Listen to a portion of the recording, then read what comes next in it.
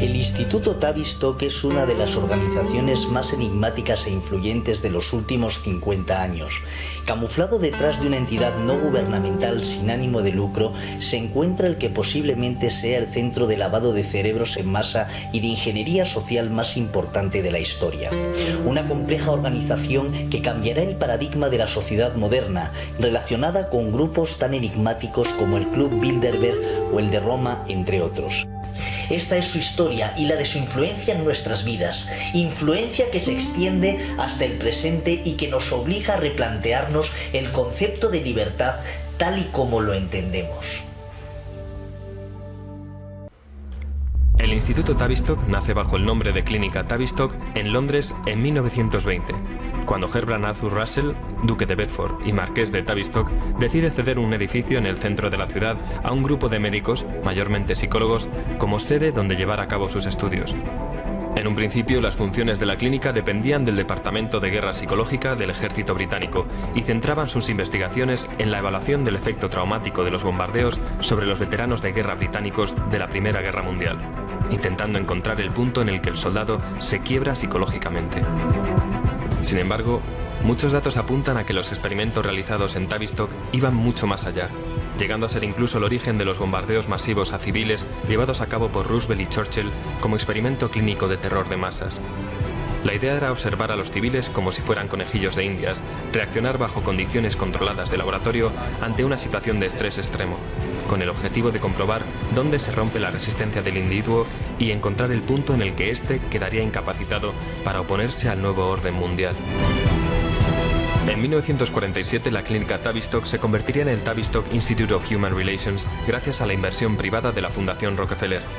Así, Tavistock dejó de depender de un departamento estatal para convertirse en una organización autofinanciada que respondía ante la familia Rockefeller. A Tavistock le seguirían otros centros como el ISR, el Cornell ILR y otros cientos de institutos de trabajo que empezaron a surgir repartidos por todo el mundo y que se basaban en sus mismas directrices.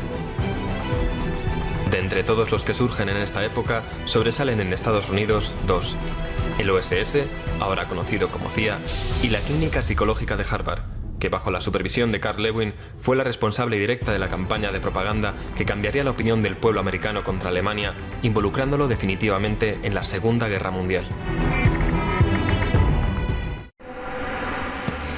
Poco a poco, Tavistock iba ampliando su red de acción. En menos de una década, Rockefeller ya había creado una red de institutos de trabajo, incluido el Departamento de Trabajo, que le servían para controlar tanto física como psicológicamente el movimiento obrero de Estados Unidos. En estos institutos se desarrollaban técnicas que permitían desbaratar huelgas, introducir vigilantes y dirigir ataques.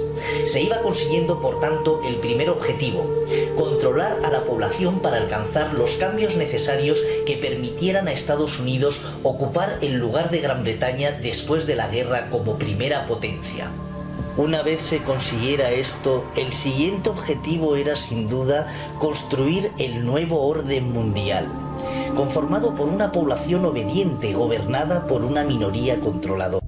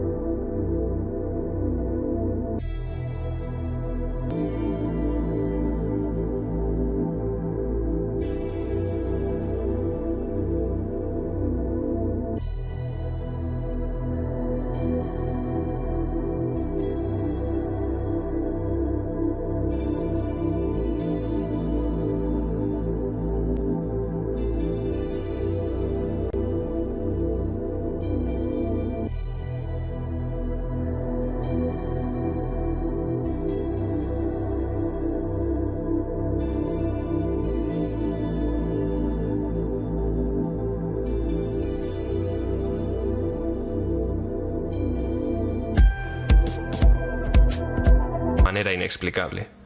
Kissinger es además miembro fijo del Club Bilderberg.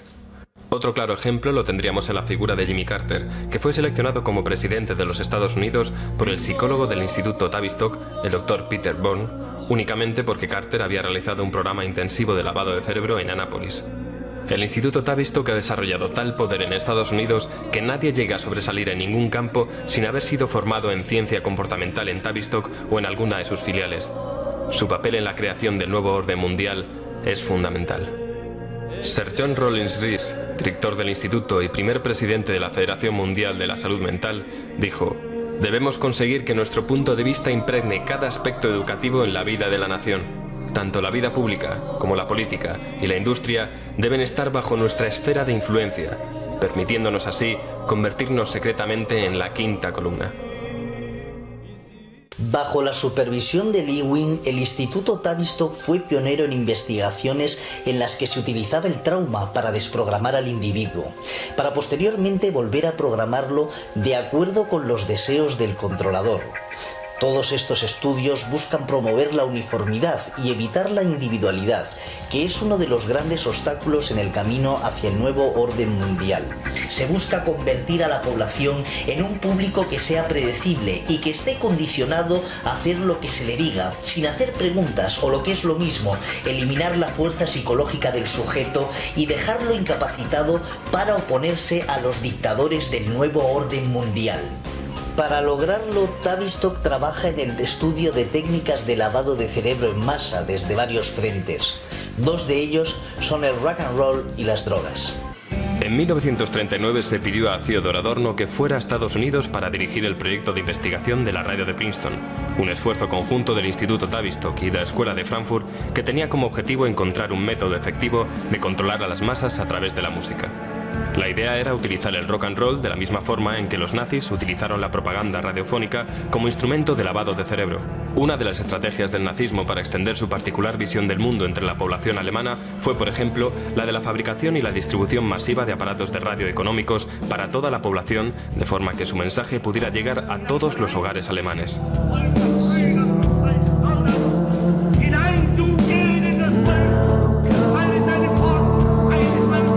Casi simultáneamente, la firma farmacológica suiza Sandoz AG desarrollaba la dietilamida de ácido lisérgico, o LSD, que inspiró la creación en 1953 del programa conocido como MK Ultra por parte de la CIA.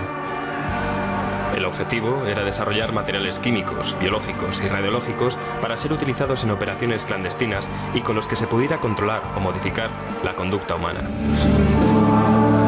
La CIA creía que el LSD ofrecía la posibilidad de un acceso total a la mente del sujeto y que esto permitía borrar ciertos recuerdos y sustituirlos por información concreta.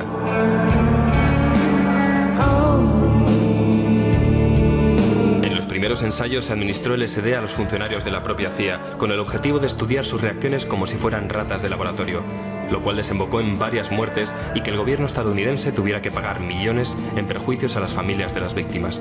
A pesar de ello, los culpables nunca fueron procesados y todos los archivos del programa de pruebas con drogas de la CIA fueron destruidos por orden del director del MK Ultra. Este tipo de prácticas se extendió a Canadá, donde el Dr. Ewen Cameron, director del Hospital Royal Victorian de Montreal, recibió generosos pagos de la CIA para administrar grandes dosis de LSD a 53 pacientes y registrar sus reacciones. Los pacientes fueron drogados y se les mantuvo dormidos durante semanas para después recibir severos tratamientos de electroshock.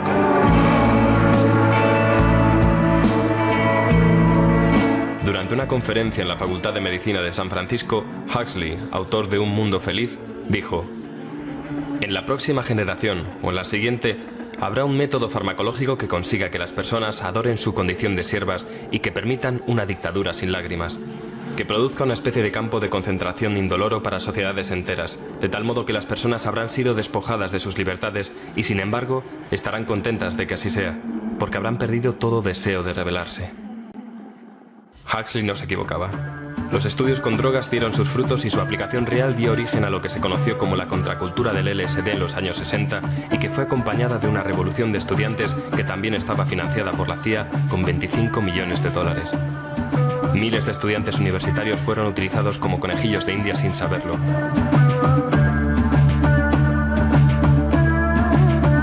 Jim Keith, veterano periodista de investigación, escribió: Existe un memorándum interno del FBI, que data de 1968, donde se menciona que se empleó al grupo de rock The Grateful Dead y a otras bandas defensoras del uso del LSD para canalizar las protestas y la rebeldía de la juventud hacia direcciones más benignas e inofensivas, desviando a muchos jóvenes hacia las drogas y el misticismo en vez de hacia la política.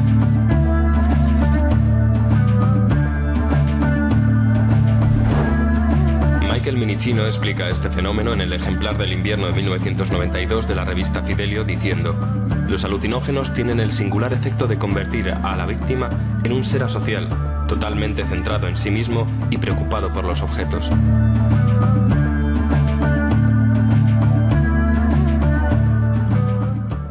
Toda aquella cultura del amor libre y las sandalias que parecía tan revolucionaria y rompedora era en realidad algo premeditado, resultado de años de experimentación que había sido ensayada por la Escuela de Frankfurt antes de 1920 en experimentos sociales como el de la Comuna Ascona.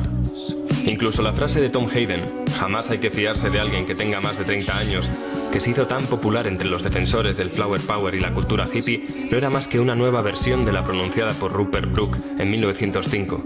No merece la pena hablar con nadie que tenga más de 30 años. Fue una época oscurecida por la guerra de Vietnam y caracterizada por un descontento general. Se utilizó la guerra como telón de fondo para crear el movimiento antibélico y todo esto generó un desánimo y un abatimiento moral que condujo a la juventud estadounidense a depender de las drogas. Es decir, la desilusión provocada por la guerra convirtió a quienes protestaban en presas fáciles para aquellos que proponían manipularlos a través de la cultura del LSD.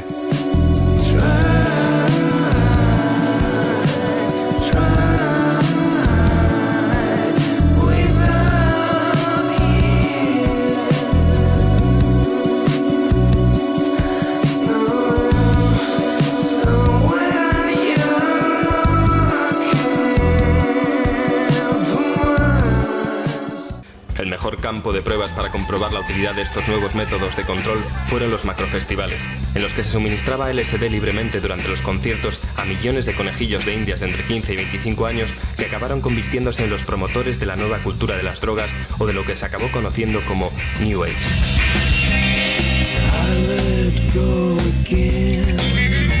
El primero de estos festivales se celebró en 1967 bajo el nombre del Festival Anual e Internacional de Pop de Monterrey y reunió a más de 200.000 jóvenes en el Parque de Atracciones del Condado de Monterrey, en el norte de California, durante 3 días. Fue el ensayo general antes de Woodstock, que se celebraría 2 años después.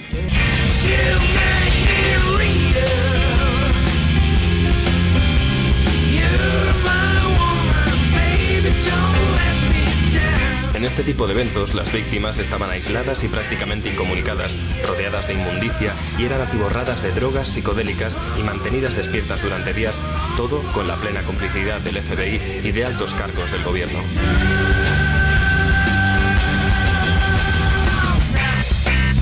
El 17 de agosto, el New York Times publicó lo siguiente: esta noche un empleado del festival ha hecho una advertencia sobre el ácido mal fabricado que se estaba distribuyendo.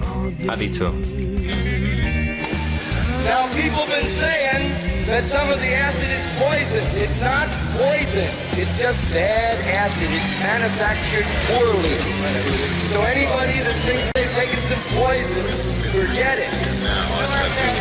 And if you feel like experimenting, only take half a tab, okay? Aquel consejo de tomar solo media tableta, que recibieron casi medio millón de personas, lo dio nada menos que Wavy Gravy, un agente de MK Ultra. Las drogas, el sexo, el rock and roll, las manifestaciones masivas que había por todo el país, los hippies, las comunas, los entusiastas de la marihuana, la presidencia de Nixon, la guerra de Vietnam. Todo estaba desgarrando el tejido de la sociedad estadounidense. El mundo antiguo y el nuevo colisionaban frontalmente sin que los hijos de las flores supieran que todo formaba parte de un plan secreto, social y oculto, diseñado por algunas de las mentes más diabólicas del mundo. Escondidos en prestigiosas fundaciones, empresas y centros de investigación que respondían ante la Fundación Rockefeller, estos maestros de las marionetas de la política y de las finanzas se sirvieron de la cultura pop para promover la alienación con el objetivo de interrumpir el desarrollo social. Entre 1965 y 1967 el movimiento psicodélico adquirió un gran impulso y culminó con acontecimientos como Woodstock. Sin embargo, desapareció con la misma rapidez con la que había llegado. El LSD pasó de moda. Jimi Hendrix, Janis Joplin y después Jim Morrison murieron. Timothy Leary prácticamente se desvaneció y Estados Unidos, tras fracasar en Vietnam, entró en los años 70 sumido en una depresión. Pero una vez más Tavistock estaba aguardando, preparado para utilizar esa apatía en beneficio propio. Surgió así lo que se conoce como Guerra Tranquila, la guerra de la tecnología de armas silenciosas. Surge la MTV. La media diaria de exposición a la televisión había subido constantemente desde su aparición, hasta el punto de que a mediados de la década de 1970 era la actividad diaria a la que más tiempo se dedicaba después del sueño y el trabajo, con casi 6 horas al día. La irrupción del aparato de vídeo y las videoconsolas ha aumentado aún más ese tiempo de exposición, de forma que los niños en edad escolar pasan casi tanto tiempo delante de la televisión como durmiendo.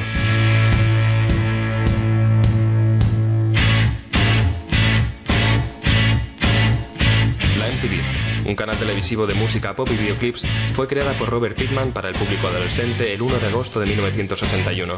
Hoy forma parte del imperio Viacom, conocido como CBS Corporation, cuyo presidente y director general, Summer Redstone, forma parte del Club Bilderberg y es miembro del CFR. El modelo que seguía la cadena coincidía con un estudio realizado por Tavistock, según el cual 4 minutos era lo máximo a lo que un sujeto involuntario era susceptible de recibir los mensajes contenidos en un programa.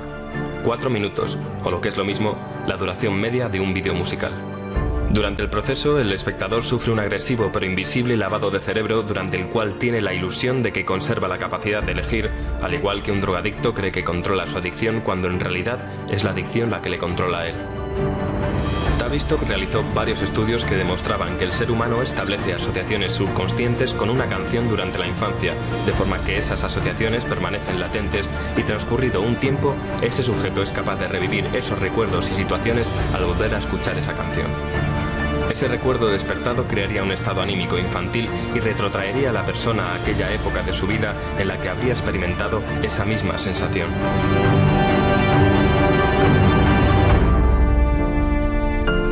Pero ¿cómo puede ser la televisión una droga?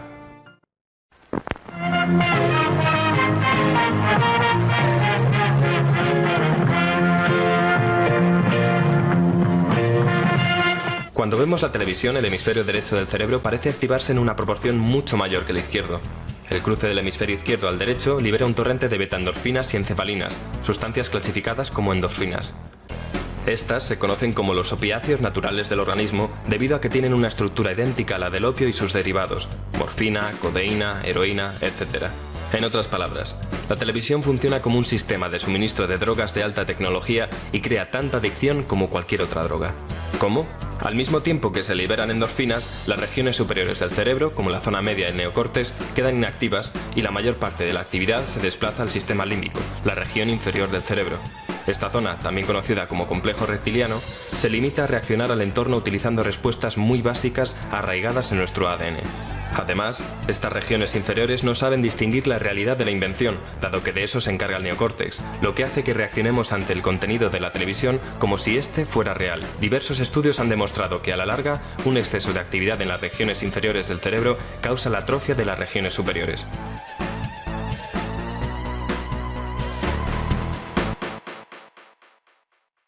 Frederick Emery, uno de los científicos sociales más importantes de su generación y miembro de Tavistock, expuso: la televisión consiste en una señal constante de 50 fotogramas por segundo, cuyo efecto puede definirse en cierta forma como el equivalente tecnológico de un hipnotizador.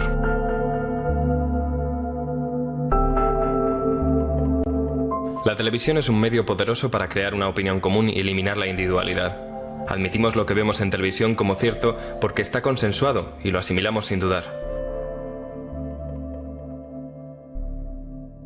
Un ejemplo serían las imágenes que retransmitieron los noticiarios con reacciones de quema de banderas estadounidenses por parte de la población civil en Oriente Medio tras el 11S, que eran en realidad material de archivo. Otro ejemplo serían las películas de Disney. Algo que muy poca gente sabe es que tanto Walt Disney como su hermano participaron en la producción de películas propagandísticas durante la Segunda Guerra Mundial, supervisadas por el Comité de Moralidad, controlado por Tavistock. En palabras del propio Disney, si todo el mundo pensara y actuara como los niños, nunca tendríamos problemas. Lo malo es que hasta los niños tienen que hacerse mayores. Convertir a los adultos en niños fácilmente controlables es algo que aparece en las teorías de Adorno y no se reduce únicamente a las películas de Walt Disney. Barrio Sésamo era un programa educativo creado en 1966 cuyo objetivo era, en teoría, introducir a los niños en el mundo escolar. Sin embargo, fue desarrollado con fines muy distintos. Malcolm Gladwell, uno de los representantes de Tavistock, confesaba: Barrio Sésamo se creó en torno a una novedosa idea, la de que si logramos captar la atención de los niños, podremos educarlos. Sin embargo, hay numerosos estudios que demuestran que este programa no solo no favorece el aprendizaje, sino que en muchos casos inhibe la capacidad de entender ideas más complejas. Y lo que es más importante, dichos estudios indican que los niños parecen volverse adictos al programa, y dicha adicción les engancha a ver cualquier programa de televisión. Neil Postman, profesor de la Universidad de Nueva York, en su libro Divertirse hasta morir, decía: si algo hay que reprochar a Barrio Sésamo es fingir que es un aliado del aula del colegio. Barrio Sésamo no estimula a los niños a que les guste la escuela ni nada que tenga que ver con ella. Los estimula a que les guste la televisión. La mejor prueba de todo esto es, como siempre, averiguar de dónde procede el dinero, y en el caso de Barrio Sésamo procedía directamente de la Fundación Carnegie, controlada por los Rockefeller, y que a golpe de talonario consiguieron introducir el programa en una cadena de televisión nacional. El dinero de la fundación procede a su vez de la CIA, de la Comisión Trilateral controlada por David Rockefeller, del Council of Foreign Relations, del Grupo Carlyle, del que forman parte, entre otros, el expresidente George Bush padre y el exsecretario de Defensa Donald Rumsfeld, por no mencionar algunos de los miembros menos conocidos de la familia de Bin Laden y de la sociedad secreta Skull and Bones de la Universidad de Yale. Y por supuesto, el área que más posibilidades ofrece es la publicidad, campo de cultivo para tendencias y necesidades creadas a partir de la nada por las grandes empresas. Un claro ejemplo del lavado de cerebro dirigido a adolescentes y niños en general lo constituye la controvertida mascota de Camel, conocida como Joe Camel, y que llegó a ser tan popular que competía incluso con Mickey Mouse en preferencias infantiles. Joe Camel surgió en 1987 cuando la marca buscaba ideas para celebrar su 75 aniversario. Buscando en los archivos apareció una ilustración realizada en 1974 por un artista llamado Bill Colton, y que no era sino la caricatura de Old Joe, el camello que aparece en los paquetes de cigarrillos de la marca desde su creación en 1913. En 1991, la revista Journal of the American Medical Association publicó un estudio que dejaba claro que el objetivo de Camel era conseguir que los niños asociaran la nueva mascota con su marca de la misma forma en que asociaban el logotipo de Disney Channel con Mickey Mouse. La compañía R.J. Reynolds Nabisco alegó que los estudios de mercado desarrollados antes de lanzar la campaña habían sido realizados únicamente entre adultos y que iban dirigidos exclusivamente a fumadores de otras marcas, por lo que Joe Camel siguió siendo la imagen de Camel a pesar de que casi un tercio de todos los cigarrillos que se vendían ilegalmente a menores de edad eran Camel. La campaña fue un éxito y consiguió establecer una relación en el subconsciente infantil entre el personaje y la marca. Esta relación se quedaría grabada y acompañaría al sujeto hasta su madurez, momento en el cual podría ser libre de escoger la marca de cigarrillos que quisiera y que, por supuesto, sería Camel. We at RJ Reynolds understand that children can be negatively influenced by cigarette advertising, which is why our company has agreed to no longer use the Joe Camel image in our tobacco campaigns. But does that mean children have to stop loving Joe Camel? Not at all. Kids, Joe Camel is off cigarettes and is back with his very own cartoon show. So please enjoy Joe Camel's new tobacco-free cartoon. A mediados de 1997, Camel decidió poner fin a la campaña voluntariamente, aunque es probable que la presión ejercida por el Congreso, diversos grupos de interés público y varios juicios pendientes tuvieran algo que ver. A todo este entramado de los mass media hay que sumar a grandes publicaciones como el Times y el Post, que son en realidad empresas del Bilderberg y el CFR. En ellas se marcan los temas y fijan los límites de lo políticamente correcto, lo que ha sido de gran ayuda a la hora de crear un clima de inestabilidad y preocupación global totalmente propicio para los planes del nuevo orden mundial.